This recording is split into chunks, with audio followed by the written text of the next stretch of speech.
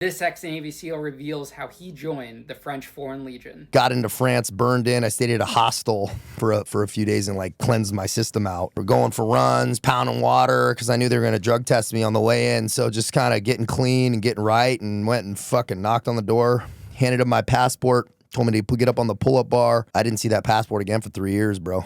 And they take, it's an interesting group of who they take, but when you go into that pipeline, you start with IQ tests. That's the first thing they do. They search your bags, IQ tests, and they're gonna go into psychological interviews. Who the fuck are you? Are you who you say you are? If you have sexual crimes, no go. If you have, international arms trafficking and shit like that with Interpol issues, no. They know you're there. You're not a fucking Boy Scout. So I wasn't trying to really hide. I was like, yeah, I got kicked out of the fucking military, man. And I was a Navy SEAL. I brought my D-214. I was like, I need a second chance. I fucked my life up. And they're like, all right. But they were still grilling me because they don't want issues with the United States government. Did I have war crime issues, or why the fuck was I there? Why would I leave Navy SEALs and come there? But I'm like, I got kicked out, so that made sense. But they really dig into guys. And so you'll do medical evaluations, teeth, legs. If they don't like the way your legs are shaped, they'll fucking tell you to kick rocks. About 1 out of 15 guys pass through the pre-selection and the selection. And by the end of the pre-selection, they'll give you a fake name. My name was Trent Clayson. And then that's you, bro.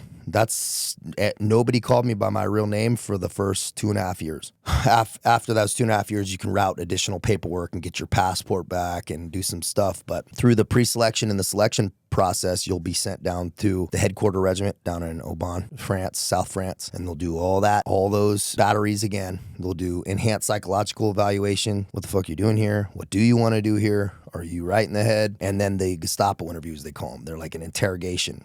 And it's a group of guys that are the smart, senior enlisted level guys who speak multiple languages, or body language experts. And they have a team of guys that go through open source background checks, Interpol background checks, all that shit. They're going to come, assess you, and for a few days, man, just grill your ass. And then say yay or nay. And by the end of that, they'll say, hey, and then you get your shit and go to boot camp if you made it. If not, the rest of the guys, they tell to fucking leave, man. And it's a unique spot because it's like jail in the sense that you're out of the yard waiting for a lot of the time, a lot of sitting around, and there's cliques, there's cars, bro, everywhere. There's your Portuguese, and it's all by language. So you got your Portuguese speakers, your Brazilians, right? Your guys from Portugal, then your Spanish speakers, your Russian speakers, which is a huge sect there. And because you got the Ukrainians, a lot of Ukrainians, a lot of some Romanians speak Moldovians, guys from Moldova, Russians,